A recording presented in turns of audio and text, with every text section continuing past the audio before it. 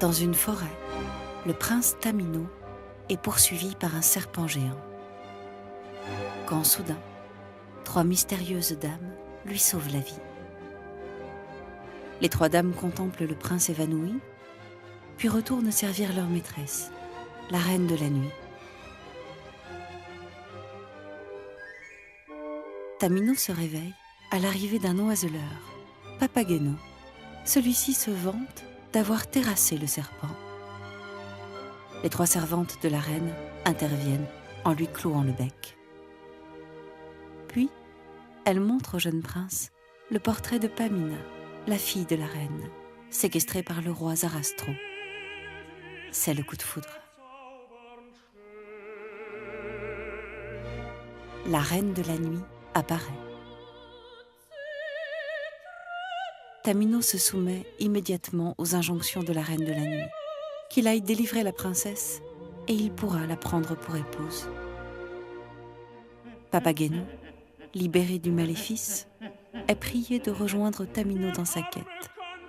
Nos 2 héros se mettent en route, munis d'une flûte enchantée et de clochettes magiques obligeamment offertes par la reine.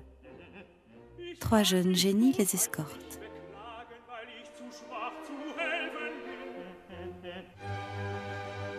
Papageno se retrouve dans le palais de Zarastro, face à Monostatos, geôlier de Pamina. Les 2 hommes se fichent une peur bleue et déguerpissent, laissant la princesse seule.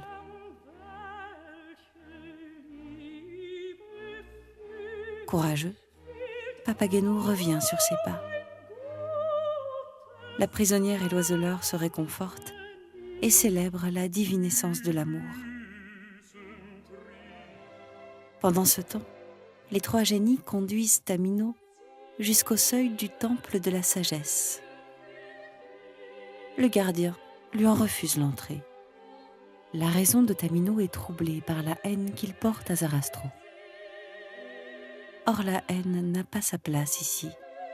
Mais on le rassure, Pamina est vivante.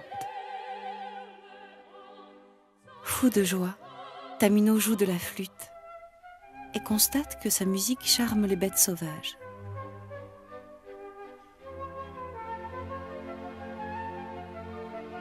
Guidés par le son de la flûte magique, Papageno et Pamina tentent d'échapper à Monostatos et ses sbires. Papageno ensorcelle les gardes en faisant tinter ses clochettes. Mais c'est peine perdue, car Zarastro apparaît.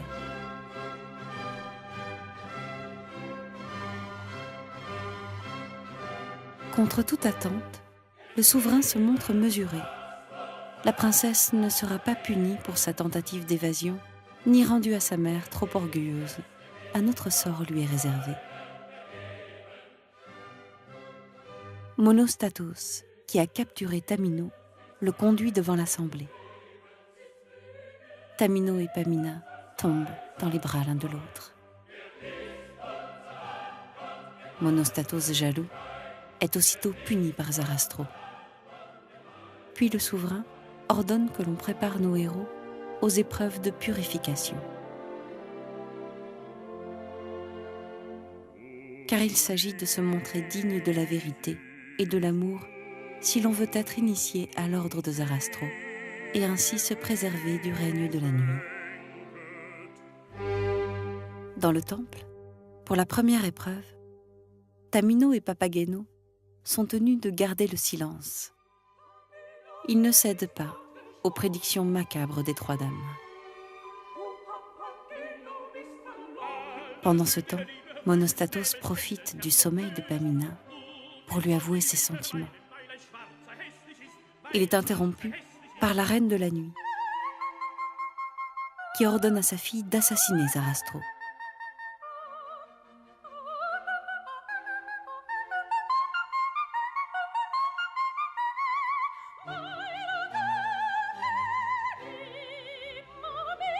C'est l'occasion rêvée pour Monostatos d'exercer un ignoble chantage. Si Pamina ne cède pas à ses avances, il la tuera, prétendant ainsi sauver la vie de son maître.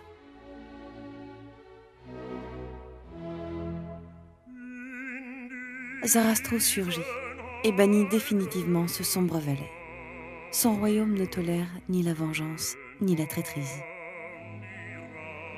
Dans le temple, voici que Papageno bavarde avec une vieille femme qui prétend être sa Papagena.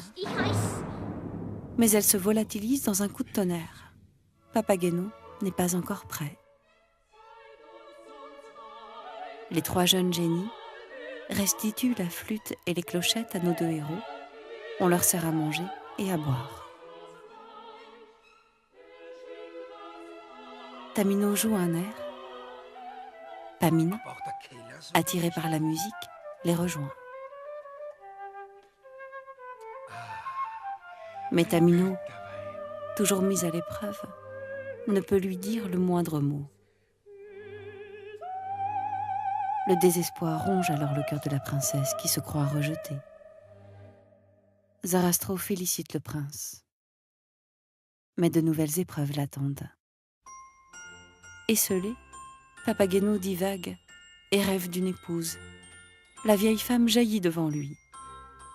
Elle se transforme en une jeune et jolie Papagena, mais disparaît aussitôt. Pamina, qui croit que Tamino l'a abandonnée, est prête à se donner la mort. Mais les 3 jeunes génies l'assurent de l'amour de Tamino. Confiante, elle est conduite auprès du prince. Ils peuvent désormais passer l'épreuve de l'eau et du feu ensemble. Grâce à leur amour et au pouvoir de la flûte, ils triomphent. Papageno, désespéré d'avoir perdu Papagena, décide de se pendre. Les 3 génies l'en empêchent et lui suggèrent de faire sonner ses clochettes. Papageno est si heureux de retrouver Papagena qu'il ne trouve plus ses mots. La reine de la nuit et ses dames, ralliées par Monostatos, tentent un dernier assaut contre le royaume de Zarastro. En un éclair, le souverain renvoie les assaillants dans les ténèbres.